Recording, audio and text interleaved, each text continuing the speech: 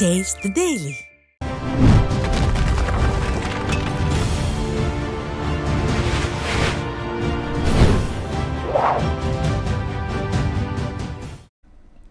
News J தொலைக்காட்சி நேயர்களுக்கு வணக்கம். உரிமைக்குரல் நிகழ்ச்சி வாயிலாக நேயர்களை சந்திக்கிறதுல மகிழ்ச்சி.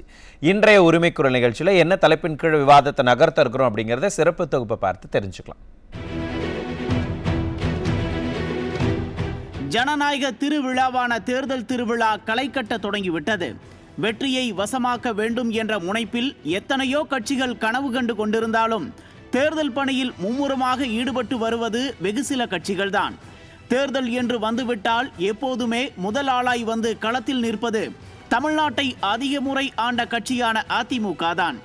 நாடாளுமன்ற தேர்தல், சட்டமன்ற தேர்தல், இடைத்தேர்தல், உள்ளாட்சி தேர்தல் என்று எந்த தேர்தல் ஆனாலும் சரி, களப்பணி என்றால் ஒட்டுமொத்தமாக எல்லா பணிகளையும் சுறுசுறுப்பாக தொடங்குவது அதிமுகவின் வழக்கம்.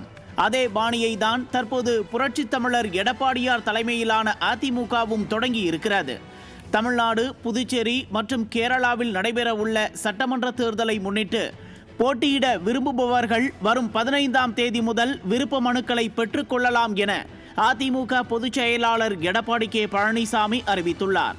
மற்ற கட்சிகள் எல்லாம் இப்போதுதான் பூத் கமிட்டி என்றால் என்ன என்று பாடம் படித்துக் கொண்டிருக்கும் வேளையில் ஏன் ஆளும் அரசான திமுகவே இப்போதுதான் பூத் கமிட்டி மீட்டிங் போட்டுக் கொண்டிருக்கிறார்கள். ஆனால் அதிமுக முதல் ஆளாக தற்போது போட்டியிட விரும்பும் வேட்பாளர்கள் விருப்ப மனு வாங்க தொடங்கிவிட்டது. இதில் இருந்தே தெரிந்து கொள்ளலாம் அதிமுக எந்த அளவுக்கு களத்தில் முந்திக் கொண்டிருக்கிறது என்று.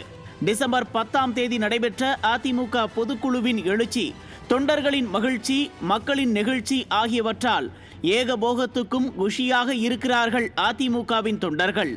மேலும் அதிமுக பொதுச் செயலாளர் எடப்பாடியாரின் வியூகங்கள் மற்றும் தேர்தல் கணக்குகளுக்கு கண்டிப்பாக நிச்சயம் பலன் கிடைக்கும் என்ற உறுதியோடு தேர்தல் களத்தில் பணியாற்ற தொடங்கிவிட்டார்கள் அதிமுக தொண்டர்கள். மாநிலத்தை ஆளும் திமுகவின் பணபலம், அதிகார பலம் என்று எத்தனை இடையூறுகள், வதந்திகள் வந்தாலும் அதையெல்லாம் தவிடுபொடியாக்கிவிட்டு தேர்தலை சந்திக்க தயாராகிவிட்டது அதிமுகவின் தொண்டர் படை. பணபலம், அதிகார பலத்தை நம்பி களம் இறங்கும் கட்சிகள் மத்தியில் மக்கள் செல்வாக்கை வரலாற்று நெடுகிலும் பல தேர்தல்களில் நிரூபித்த அதிமுக மக்கள் ஆதரவுடன் மற்றொரு வெற்றி கோப்பையை சுவைப்பதற்காக களமிறங்கி உள்ளது. திமுக உள்ளிட்ட பல அரசியல் கட்சிகள் அதிமுகவின் வியூகத்தால் கொலை நடுங்கி போயுள்ளன. மக்கள் ஆதரவு பெற்ற வலுவான வேட்பாளர்களை இனங்கண்டு களமிறங்க போகிறது அதிமுக.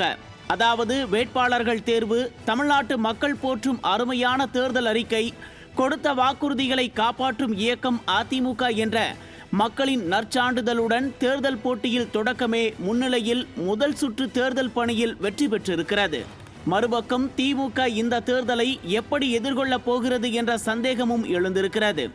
2021 சொன்ன வாக்குறுதிகளையே இப்போது வரை நிறைவேற்றாமல் மக்களை ஏமாற்றிவிட்டது திமுக என்பதுதானே உண்மை.